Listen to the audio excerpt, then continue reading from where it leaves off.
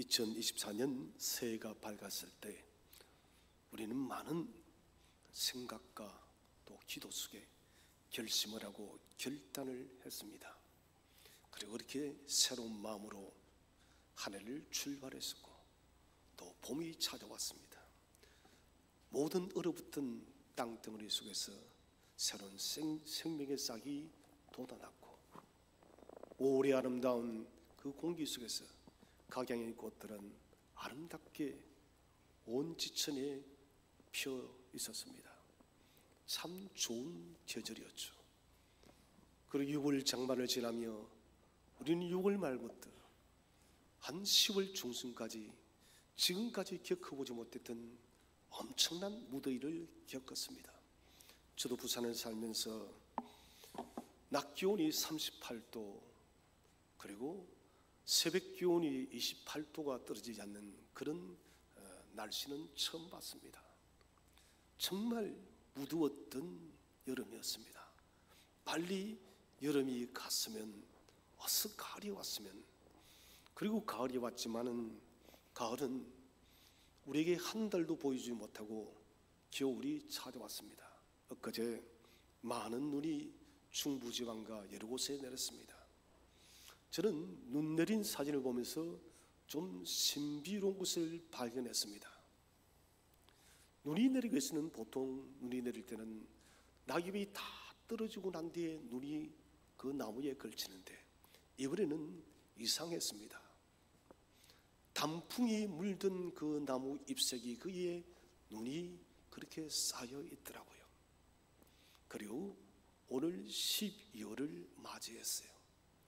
아침에 달력을 11월 달 달력을 찢어내려고 하니까 이놈이 말을 듣지를 않아요.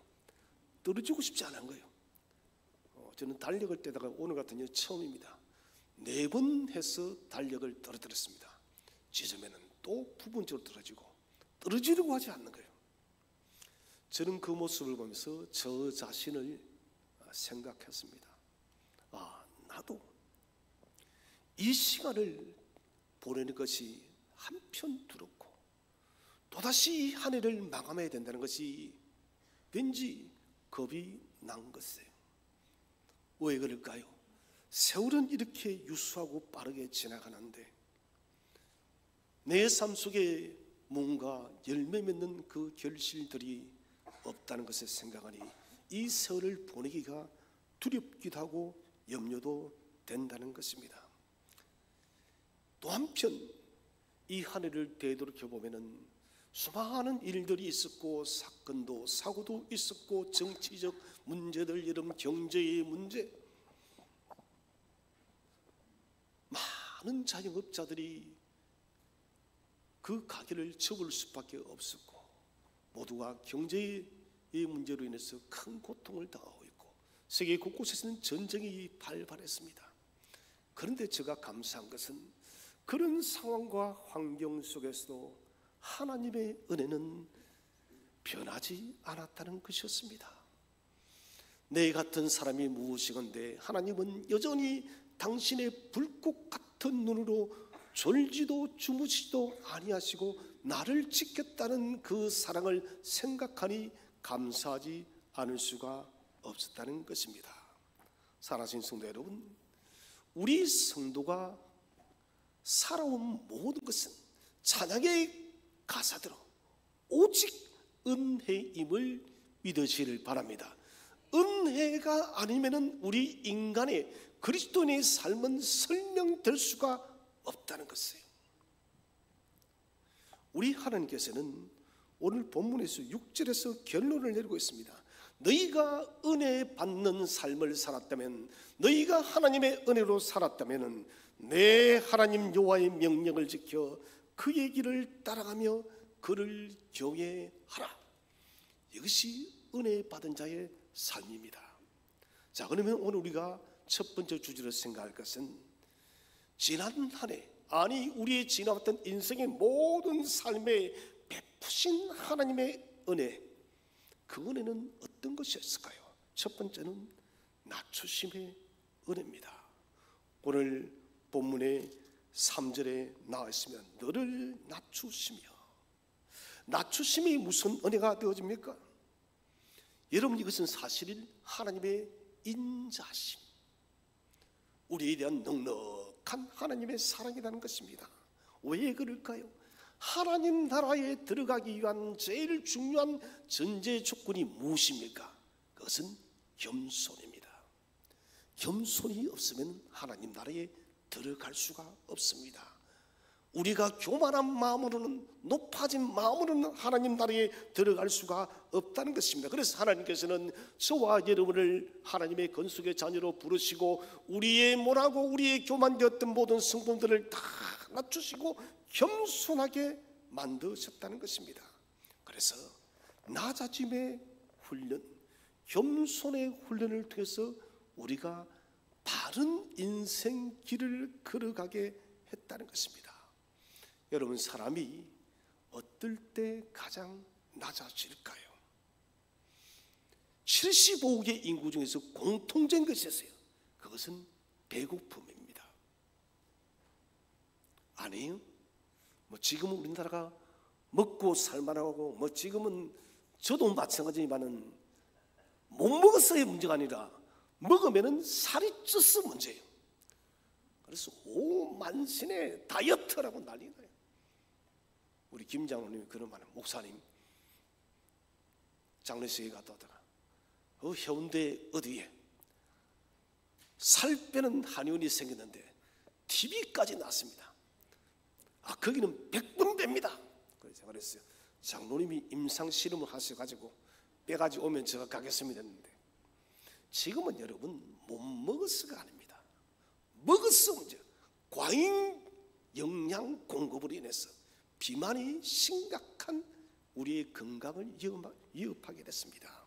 여러분, 그런데 한번 생각해 볼까요? 우리나라를 좁혀보다도 저는 50년대를 겪어보지 않았습니다. 60년대, 여러분 70년대 초에 여러분 우리나라는 보릿고기를 넘겼지 않았습니까? 지금의 젊은 세대는 보릿고기가 뭔지도 모릅니다. 나무, 소나무 껍질을 벗겨서 껍질을 먹었던 그런 때도 있었다는 것입니다. 저는 노래는 잘 알지 못하지만 어느 가수가 그런 노래를 불렀더라고요. 애기야, 뛰지 말아라. 뛰면은 배가 고프다고. 정말 우리 어른들은 그렇게 했던 것 같아요. 뛰지 말라고, 운동하지 말라고. 운동하면 배가 고프다고. 여러분, 사람이 굶게 되어지면은 가장 초라해져요.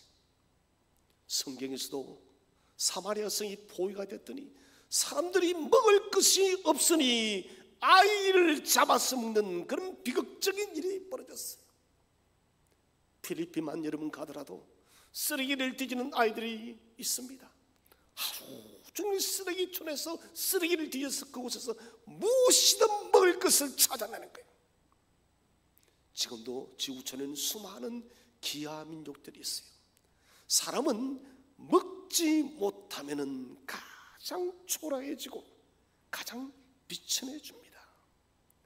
그래서 하나님께서는 이스라엘 백성들이 애굽에서 400년 동안 종살이를 하다가 그들을 자유의 몸이 되게 하셔서 광야에 나오겠습니다. 문제는 출애굽기 16장에서 보시면은 신광야 2월 15일입니다. 출애굽한 지 1월 15일에서 한 달가량 지났습니다. 가져왔던 양식이 떨어진 거예요. 여러분, 지금 지난주 한국 갤럽 조사를 보니까 대통령의 국정 지지율에 있어서 부정적인 제1위가 경제, 민생, 물가였습니다. 여러분, 모든 것은 먹는 것의 문제예요. 먹는 데에 우리가 위기가 찾아오면 사람은 여러분 분노하고 불평하고 뭔가 이런 사람 속에 있던 모든 것들이 폭발할 수밖에 없던 거예요. 애굽에서 가져왔던, 이집트에서 가져왔던 양식이 다 동이 났습니다. 이때 이스라엘 백성들이 어떻게 합니까? 모세와 아론을 원망합니다. 우리를 이 광야에서 죽일 것이냐고. 하나님은 보기를 원했습니다. 너희가 한 달가량 정도 음식이 부족한 상황 속에서 어떻게 할 것인지를 하나님은 유심히 봤습니다. 여러분, 하나님이 어떤 하나님이었습니까? 애굽에서 이스라엘을 건져낼 때 10가지 재앙을, 기적을 보였습니다. 지금도 여러분, 역사의 미스터리로 남아있는 홍해가 갈라붙었어요. 홍해를 가르고 바다를 가르고 이스라엘 백성을 광야로 옮기신 그 능력의 하나님이신데, 여러분, 바다를 가르신 하나님이 이스라엘 백성 먹는 것 문제 해결하지 못하겠습니까? 하나님은 충분히 하실 수 있는, 아니 넉넉히 하실 수 있는 것입니다.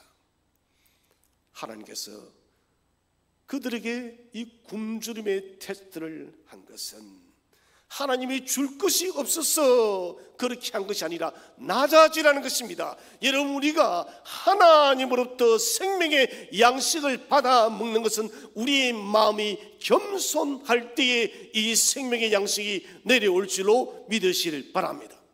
실제적으로 만나는 이스라엘 백성이 마음이 가난해졌을 때였어요. 마음이 가난해진다는 것은 무엇을 말하나요? 오 하나님, 당신만이 우리의 필요를 채울 수 있습니다. 오 하나님, 당신만이 나에게, 우리에게 일용할 양식을 줄 수 있다는 오직 하나님만을 바라는 마음을, 가난한 마음이라는 거예요. 굶주림 앞에 인간의 약함을 보지 못하는 사람은 아무도 없습니다. 뜻과 물의 결핍, 이것은 사람의 연약함을 이야기하고 있습니다. 먹지 못하면 인간은 죽을 수밖에 없기 때문에, 이 말은 무슨 말입니까? 하나님께서 40년 동안 이스라엘 백성에게 하늘의 만나를 내리지 않을 때는 그들은 다 죽었습니다. 오늘날도 마찬가지예요.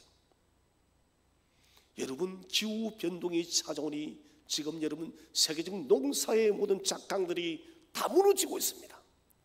제가 단언하죠. 얼마 지나지 않았어. 길어야 여러분 10년입니다. 10년 뒤에는 여러분 세계적인 식량 대란이 찾아옵니다. 왜 그럴까요? 기후의 변화 때문에 그렇습니다. 우리나라는 식량 수입 국가입니다. 대한민국도 심각한 위기에 처한다는 것이에요. 여러분 기억하시기 바랍니다. 하나님은 우리에게 먹을 것을 한없이 공급할 수 있는 분이십니다. 하나님의 능력이 모자라서 우리에게 여러분 먹을 것을 주지 않는 것이 아닙니다. 우리의 마음이 낮아지지 않기 때문에 여러분 먹을 것이 사라져가는 것이에요. 저는 이 한 해를 지나는 이 12월 첫 주에 우리 모두가 하나님 앞에서 낮아진 마음, 겸손한 마음을 가지시기를 축원을 드립니다. 이 겸손한 마음을 가지고 하나님, 당신의 양식을 매일마다 채워 주옵소서. 나는 오직 당신께서 공급하시는 하늘의 양식을 먹고 하늘의 도움을 입고 살아가겠습니다. 여러분, 우리가 아무리 수고해도 그 수고의 떡이 내 입으로 돌아오지 않을 때가 얼마나 많았습니까? 기업체는 그렇게 돈을 벌다가 부도를 내어버리면 수많은 사람들이 여러분 땅바닥에 주저앉는 것이 인간의 삶이라는 것입니다. 우리는 약한 존재입니다. 근본적으로 사람은 창조를 받을 때부터 하나님으로부터 생명을, 양식을 받게 되어 있었습니다. 여러분, 앞으로도 우리는 경제적인 문제를 신중하게 바라봐야 되고, 또 이 물질이 필요도는 계속해서 공급되어져야 될 것입니다. 그렇다면 여러분, 주 앞에서 겸손하시기 바랍니다. 낮아질 때 하나님은 우리의 물질의 필요뿐만 아니라 우리의 건강과 우리 인생의 미래와 우리의 모든 걸음과 우리의 자녀들의 앞길을 주께서 인도할 줄로 믿으시기를 바랍니다.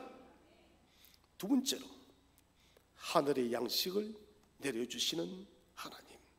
자, 우리 3절을 다시 한번 더 읽어보도록 하겠습니다. 3절 말씀 시작. 너를 낮추시며 너를 줄이게 하시며 또 너도 알지 못하며 내 조상들도 알지 못하던 만나를 내게 먹이신 것은 사람이 떡으로만 사는 것이 아니요 여호와의 입에서 나오는 모든 말씀으로 사는 줄을 내가 알게 하려 하심이니라. 이것은 참 놀라운 일이에요. 사람들은 말합니다. 만나가 어떻게 내려?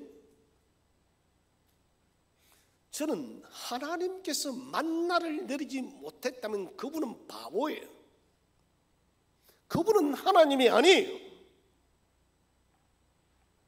여러분, 저와 여러분이 우연히 만들어졌나요? 우리의 조상이 원숭이 고릴라가 우리의 조상인가요? 정말 어리석은 사람들이에요. 이 오묘한 지구가 우연히 빅뱅 이론에 의해서 만들어졌나요? 천만의 말씀이에요. 하나님의 위대한 창조가 이 우주 만물과 그 중에서 사람을 창조했다는 것입니다.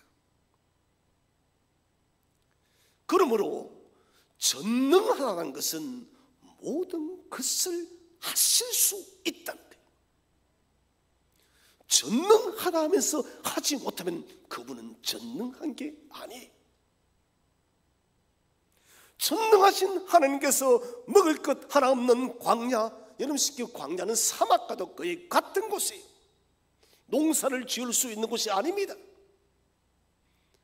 그 광야를 40년 동안 이스라엘 백성이 행군을 하는데, 여러분, 하나님은 40년 동안 매일마다 하루도 빠지지 않고 하늘로부터 생명의 양식을 내리셔서 먹이셨음을 믿으시기 바랍니다. 이것은 무엇을 말합니까?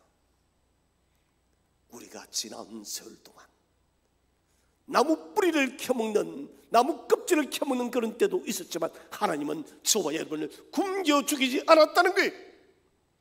대한민국을 여러분 그 가난에 찌들었던 세계에서 가장 못 살던 나라를 여러분 세계 여러분 8위 9위의 경제 대국으로 만드신 하나님을 찬양하시기를 바랍니다. 하나님의 은혜, 여러분, 이것은 하나님의 은혜입니다. 줄이게 된다면은 하나님은 당신의 방법으로 채우셨습니다. 그렇지 않았습니까? 저도 이 1년을 돌아본, 아니 지나왔던 목회의 세월을 돌아볼 때 경제적으로 물질적으로 아버지는 정말 죄송하지만 저희 둘째를 키울 때는 우유를 먹일 돈이 없었습니다. 저희 집에 둘째가 제일 시커먼는데 그 이유가 있어요. 우유가 없어가지고 오렌지 주스를 하도 많이 먹여가지고 얼굴이 노래지듯 까매져 버렸어요. 진짜 우유값이 없었던 때도 있었습니다. 요즘에 우유값이 없다면 여러분 그 웃을 거예요. 그런데 하나님께서는 도움의 손길을 주셨고 시간마다 하나님은 일용할 양식을 공급하신 하나님이었습니다. 단 하루도 굶지 않았고, 여러분 제가 무슨 인생의 파산에 와서 죽을 수 있는 그런 환경이 만들어진 것도 아닙니다. 하나님은 우리가 구하기 전에 우리의 필요를 먼저 아시는 하나님이심을 믿으시길 바랍니다. 그래서 줄이게 되어지면 하나님의 방법으로 채우십니다. 줄이게 하심과 목마르게 하심은 하나님의 의도와 목적이 있다는 것입니다. 그러므로 먹는 문제, 입는 문제, 살아가는 인생의 걸음의 문제, 여러분 나의 미래의 모든 길을 어떤 것도 이런 의심하지 마시기를 바랍니다. 하늘의 만나가 내린 것은 단순히 육신의 배고픔을 채우는 문제가 아니에요. 이것은 사람이 무엇으로 사는가 하는 문제예요. 오늘 3절에 말합니다. 만나를 네게 먹인 것은 사람이 떡으로만, 밥으로만, 고기로만 사는 것이 아니요, 하나님의 말씀으로 산다는 거예요. 우리 성경을 한번 읽어보겠습니다. 요한복음 6장 35절 시작. 예수께서 이르시되 나는 생명의 떡이니 내게 오는 자는 결코 줄이지 아니할 터요 나를 믿는 자는 영원히 목마르지 아니하리라. 예수님께서 베세다 들녘에서 수많은 사람들을 가르쳤지 않습니까? 해가 저물었습니다.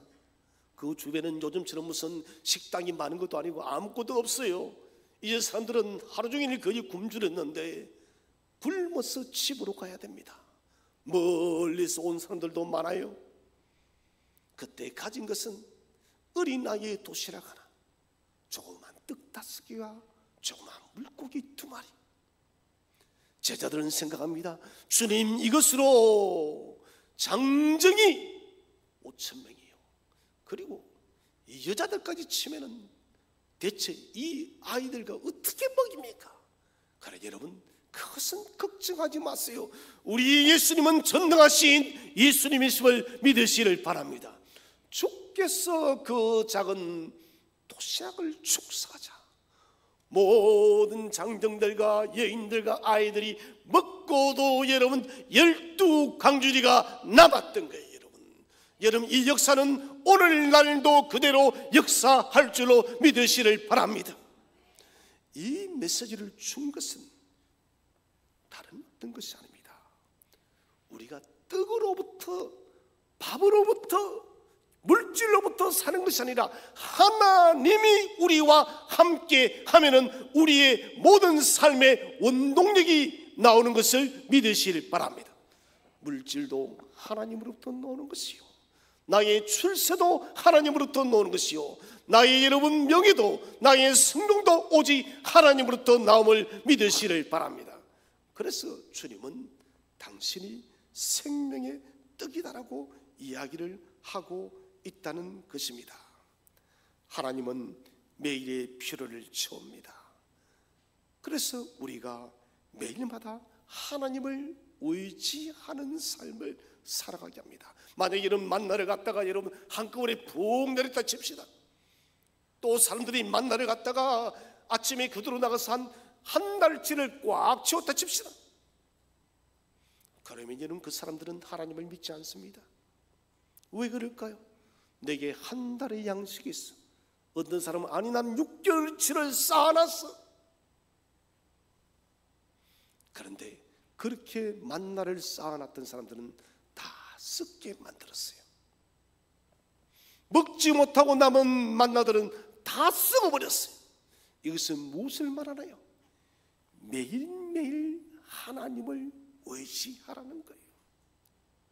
사렙다 가부도 여러분, 엘리야가 이 가뭄이 끝날 때까지 네 쌀독에 쌀이 마르지 않을 것이다 라고 했습니다.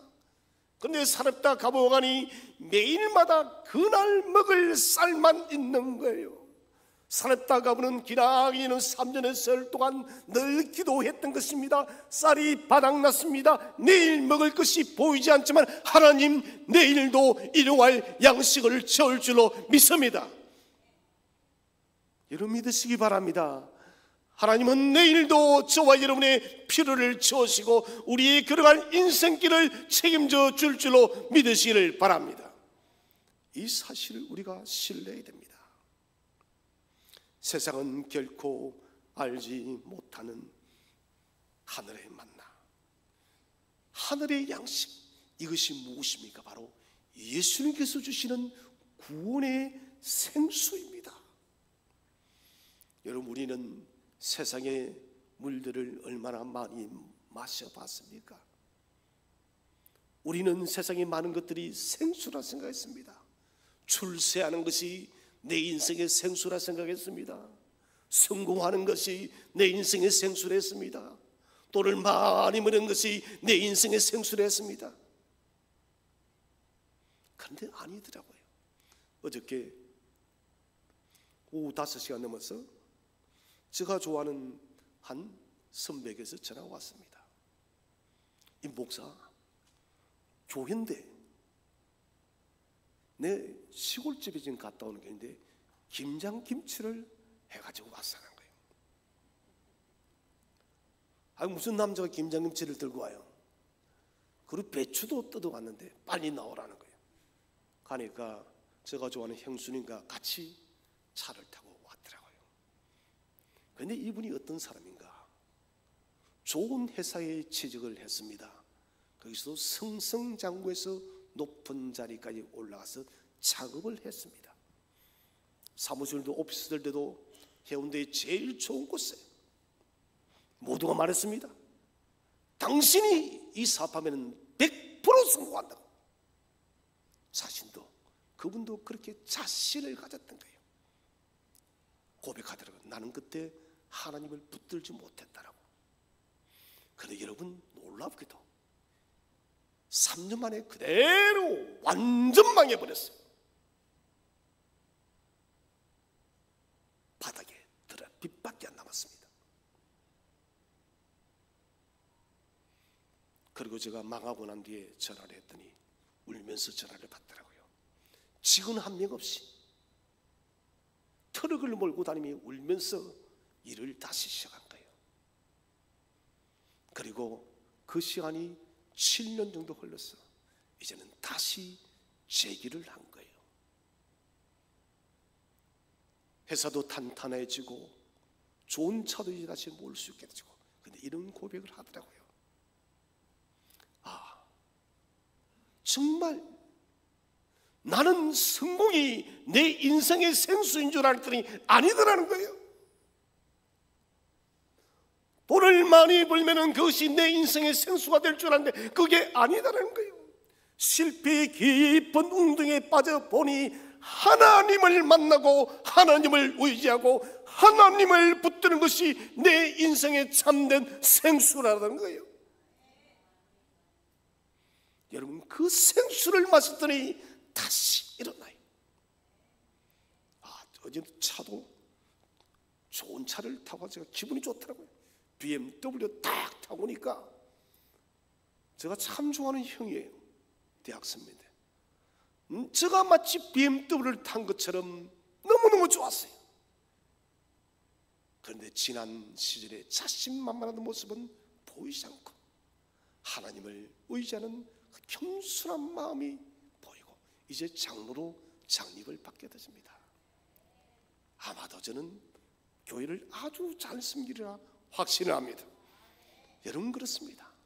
우리의 생수는 돈에 있는 것이 아니에요. 여러분, 우리의 생수는 성공에 있는 것도 아닙니다. 우리의 생수는 건강에 있는 것도 아닙니다. 우리의 생수는 권력에 있는 것도 아닙니다. 오직 하나님이 공급하시는 그 생명의 만나가 저와 여러분의 영원한 생수임을 믿으시를 바랍니다. 그래서 예수 그리스도를 먹으십시오. 곧 예수님과 함께 사십시오. 예수님을 만나시기를 바랍니다. 예수님을 구원주로 모셔드리시길 바랍니다. 그분이 저와 여러분의 인생길을 새롭게 열어갈 줄로 믿으시기를 바랍니다. 세 번째는 헤어지지 않는 의복의 은혜입니다. 여러분, 옷이 40년 동안 입었는데 떨어지지 않아요. 헤어지지 않았어요. 그러면은 아이가 커서 이제 청소년이 되어지고 체구가 점점 커지지 않겠습니까? 광야에서는 옷을 만들 수가 없습니다. 여러분, 저는 이런 상상도 해봤습니다. 옷이 신체가 크면 클수록 옷도 자동적으로 크지 않았겠는가 하는 생각이 들었어요. 이런 옷이 지금 세상에 있습니까? 아니, 만들어낼 수 있어도 이는 만들지 않습니다. 만들어내면 망하기 때문에. 옷 장사 어떻게 먹고 살겠습니까? 없어요, 그런 옷. 근데 하나님은 하시면은 하실 수 있다는 거예요. 광야에서 이스라엘 백성들이 어떻게 여러분 옷을 짜고 옷을 만들 수가 있겠습니까? 여러분, 옷은 우리의 허물을 가리키는 상징적인 것이 담겨 있습니다. 여러분, 벌거벗고 어떻게 여러분 길거리를 다닐 수가 있겠습니까? 광야에서는 의복 한 벌밖에 없습니다. 그런데 하나님은 40년 동안 세상에나 이 옷이 헤어지지 않았다는 거예요. 떨어지지 않았고 작지도 않았고 크지도 않았고 40년 동안 그 옷을 입고 살기에 조금도 부족함이 없게 하신 하나님, 이게 뭡니까? 신약시대 예수님께서 주신 오해의 옷이오예. 우리가 십자가에 매어 다니신 저주의 십자가를 짊어지시고 우리를 위해서 죽기까지 복종하신 예수 그리스도를 믿을 때 예수님은 우리에게 헤어지지 않는 거룩한 오해의 옷을 입혀줄 줄로 믿으시를 바랍니다. 이 40년 동안 옷이 헤어지지 않았던 것은 우리에게 어떤 의미를 주느냐? 한번 우리에게 예수 그리스도를 믿게 하고 구원의 옷을 입히시면 이 구원의 옷은 헤어지지도 않고 벗겨지지도 않고 우리가 저 영원한 나라 천국 갈 때까지 이 구원의 옷은 영원히 빛이 날 줄로 믿으시를 바랍니다. 이것 우리에게 이야기해 주고 있다는 것입니다. 십자가 위에서 이루신 오해의 옷은 지금도 낡아지지 않습니다. 여러분, 낡아지지 않는 영원한 천국의 오해의 옷을 입으시기를 바랍니다. 네 번째로 목적지까지 갈 수 있는 힘을 주신 은혜입니다. 자, 광야 40년을 이길 수 있는 힘과 건강. 요즘에 여러분 현대인들 건강에 관심이 너무너무 많습니다. 한 병원에 갔더니 저에게 물었어요. 위 내시경 언제 했습니까? 저 더듬어보니 2002년도에 했더라고요. 2002년도에 한 번도 그다음 안 했습니다. 대장 내시경 했습니까? 아니에요. 그리고 의사, 당신 무슨 배짱이에요? 그러니까 예, 때가 되면 할 겁니다. 꼭 하세요. 예, 저도 곧 해야 될 것 같아요. 해서 몸을 살펴보아야 했어요. 현대인들은 좀 죄송하지만 너무 여러분 건강에 대해서 예민해요. 저는 그 생각을 할 때마다 이런 생각이 들었습니다. 건강에 그렇게 우리가 예민하다면 왜 우리의 영적인 건강은 그렇게 여러분 우리가 둔감하나요? 며칠 전에 본드를 붙이다가 조그만 것을 붙이다가 나사를 가지고 붙이다 보니까 이 나사가 미끌리면서 손가락을 약간 찔렀어요. 이 밤에는 아픈 줄을 몰랐는데 하필이면 새벽 기도할 때 얼마나 아리던지 이 아리는 조금 아리는 것 때문에 기도를 못 하겠더라니까. 이게 여러분 인간이에요. 저는 이 시간 말씀드리고 싶습니다. 우리의 육체의 건강은 중요합니다. 그래도 여러분 우리는 강건하여도 팔심이요. 누구 말대로 비실 아프면서 허리도 아프고 무릎도 아프고 온 천지가 다 아파요. 그래서 100살 살아서 못하게. 저는 그렇게 100살 살고 싶지 않아요. 살라면 여러분 건강하게 장수하시기를 바랍니다. 아파서 장수할 필요하면 안 돼요, 여러분. 그렇게 우리가 관리를 해도 80이라는 거예요. 90입니다. 근데 하나님께서 네 발이 부르트지 않아.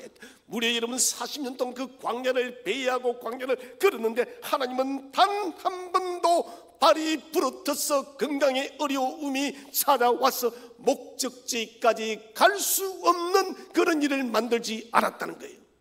동일하게 하나님이 저와 여러분의 편이 되셨기 때문에, 하나님이 저와 여러분의 은혜를 베푸셨기 때문에 우리가 저 영원한 천국 나라 갈 때까지 우리의 발이 부러뜨지 않고 우리의 영과 육이 강건하게 될 줄로 믿으시를 바랍니다. 사랑하신 여러분, 넘어져도 괜찮습니다. 하나님이 일으켜 줄 줄로 믿으시기를 바랍니다. 섬김과 봉사의 발이 부러뜨릴 수 있지만은 주님은 고쳐줄 줄로 믿으시기를 바랍니다. 믿음과 신앙의 일이 혹 부러뜨리더라도 주님은 다시 치유해 줄 것입니다. 우리의 믿음이 작고 연약해서 소멸될 것처럼 보이지만은 하나님은 지켜주세요. 하나님과 우리의 교제의 길이 부러뜨지 않게 하시는 하나님을 송축합니다. 우리는 부러뜨게 했지만 하나님은 거기에 약을 발랐어. 마치 겨울에 발이 부러뜨면 바세린을 바르듯이 성령의 약을 발라서 성령의 감동을 줘서 부러뜨던 우리의 몸과 영혼의 모든 상처를 회복하시는 하나님이심을 믿으시길 바랍니다. 그래서 우리가 천국에 입성하는 그날까지 우리의 모든 걸음을 인도하시는 하나님을 찬송합니다. 마지막 5번째는 잘못을 바로잡는 징계의 은혜. 우리 5절을 보시면은, 우리 5절을 한번 다 함께 읽어보겠습니다. 5절 말씀 시작. 너는 사람이 그 아들을 징계함 같이 내 하나님 여호와께서 너를 징계하시는 줄 마음에 생각하고. 자, 잘못을 바로잡는 징계의 은혜입니다. 사람들은 말합니다. 왜 징계가 은혜인가? 그것은 여러분, 우리 부모님들이 아이들이 잘못된 길을 갈 때 해초를 드는 것과 똑같은 것입니다. 우리를 너무 사랑하기 때문에 하나님은 우리를 잃지 않기를 원하시는 분이 있습니다. 초청제를 마치고 저는 태신자들에게 문자를 한 번 한 번 보낼까 기도합니다. 하나님, 이 문자가 도착할 때 이 문자를 받는 심령 속에 하나님의 마음을 심어 주옵소서. 여러분, 사람이 잘못 가지 않는 유일한 길은 하나님 안에서 살아갈 때 우리는 바른 길로 가는 것이에요. 왜 우리가 해초리를 만나요? 하나님을 떠나 살기 때문에 우리는 해초리를 맞는 것입니다. 그래서 하나님은 우리가 하나님을 떠나서 곁길로 가려 할 때마다 당신의 해초리를 들어 안 돼.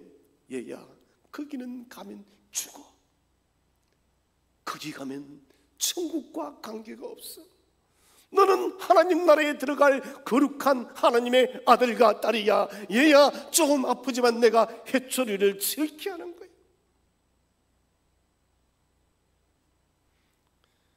성도가 받는 징계는 죄수가 받는 징계가 아닙니다.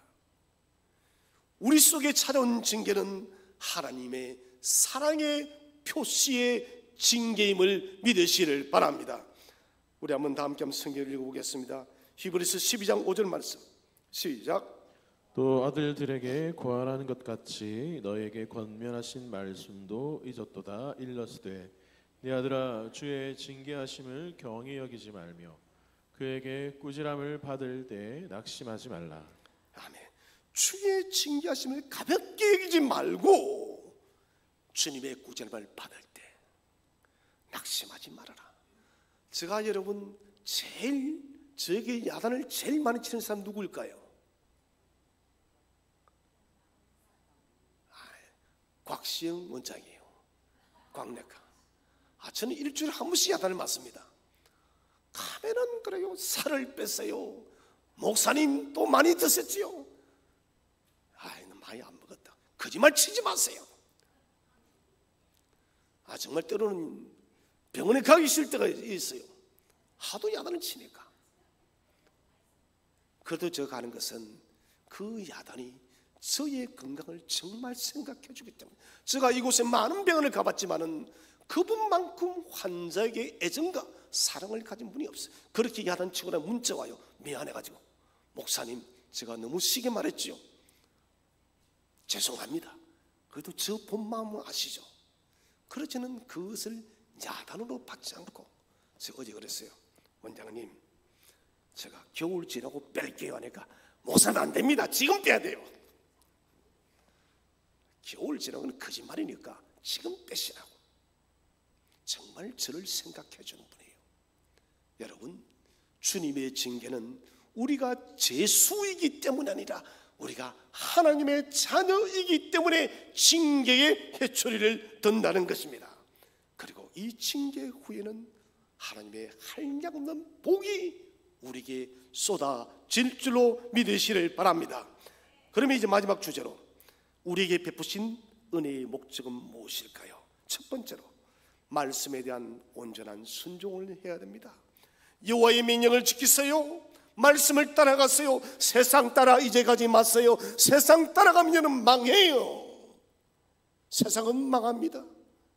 이제는 하나님의 말씀을 붙드세요. 말씀을 붙들었으면 즉시 행동하시기를 바랍니다. 말씀은 저와 여러분의 생명의 능력을 줄 줄로 믿으시기를 바랍니다.